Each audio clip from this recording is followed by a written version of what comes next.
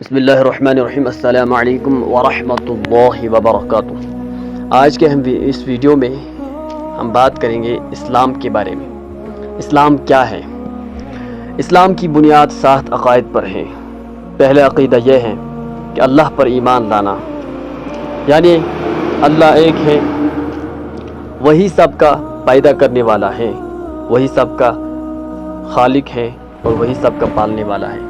پوری دنیا کا چلانے والا صرف ایک اللہ ہے۔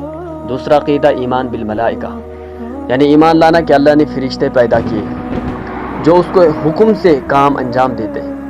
تیسرا عقیدہ ایمان بالکتب، اللہ کی نازل کردہ کتابوں پر ایمان، جن میں آخری اور مکمل کتاب قرآن مجید ہے۔ چوتھا عقیدہ ایمان بالرسل، اللہ کے تمام نبیوں پر ایمان لانا، اور آخری نبی حضرت محمد صلی اللہ علیہ وسلم پر ایمان لانا۔ پانچواں عقیدہ ایمان بالیوم الآخر، قیامت کے دن پر ایمان لانا کہ قیامت آئے گی اور یہ دنیا ختم ہو جائے گی۔ چھٹا عقیدہ ایمان بالقدر، یعنی اس بات پر ایمان لانا کہ اللہ کے فیصلے سے سب کچھ ہو رہا ہے اور سب کچھ اللہ کے علم میں ہے۔ اور آخری اور 7واں عقیدہ یہ ہے کہ مرنے کے بعد دوبارہ زندہ ہونا اور اپنے اعمال کا حساب دینا۔ السلام علیکم۔